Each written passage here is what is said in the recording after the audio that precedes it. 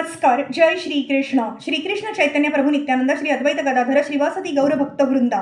Enunciating text 7, text 8 and text 9 of chapter 8, manifestation of Brahma from Garbhodakshay Vishnu of 3rd canto the status quo of Srimad Bhagavatam. Text 7. Proktam kilai tada bhagavattamen nivrutti dharmabhirataya tamena Sanat Kumaraya sa chaha prushtah sankhya nayanga dhrutavrataya. Lord Sankarshana thus spoke the purport of Srimad Bhagavatam to the great sage Sanat Kumar, who had already taken the vow of renunciation. Sanat Kumar also in his turn, when inquired of by Sankhya Muni, explained Srimad Bhagavatam as he had heard it from Sankarshana. This is the way of the Parampara system. Although Sanat Kumar, the well-known great saintly Kumar, was in the perfect stage of life, still he heard the message of Srimad Bhagavatam from Lord Sankarshana. Similarly, when he was questioned by Sankhya Rishi, he spoke to him the same message he had heard from Lord Sankarshana. In other words, unless one hears from the proper authority, one cannot become a preacher. In devotional service, therefore, 2 items out of the 9, namely hearing and chanting, are most important. Without hearing nicely, one cannot preach the message of Vedic knowledge.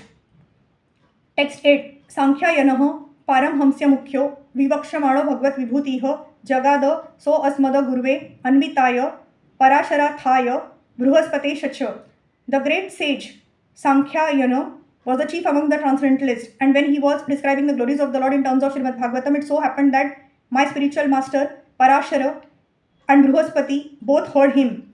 Text 9. Pro Vacha Mahayam Sa Dayalu Rukto Muniha Pulastien Purana Madhyam So Aham Ta Vai Tata Kathayami Vatsa Shraddhalave Nityamanu The great sage Parashar, as aforementioned, being so advised by the great sage Pulastya, spoke unto me the foremost of the Puranas, Bhagavatam.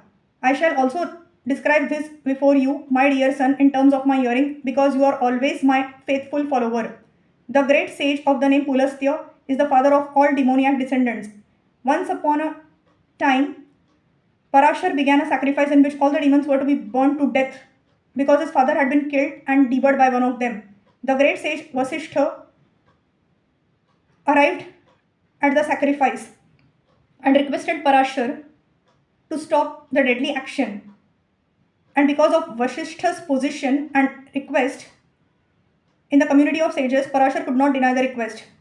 Parashar, having stopped the sacrifice, Pulastya, the father of the demons, appreciated his Brahmanical temperament and gave the blessing that in the future he would be a great speaker on the Vedic literature called the Puranas, the supplements of the Vedas.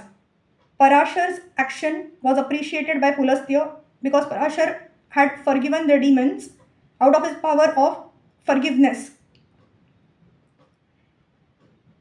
Parashar was able to demolish all the demons in the sacrifice, but he considered demons are so made that they devour living creatures, men and animals, but why on that account should I withdraw my Brahminical qualification of forgiveness?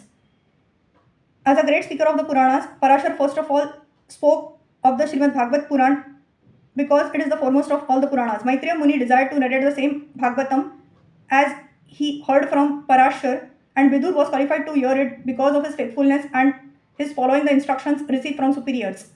So Srimad Bhagavatam was being narrated from time immemorial by the disciplic succession even before the time of Vyasdev. The so-called historians calculate the Puranas to be only a few hundred years old, but actually the Puranas existed from time immemorial before all historical calculations by the mundaners and speculative philosophers. Hare Krishna, Krishna Krishna, Hare Hare, Hare Ram, Ram Ram, Hare Hare.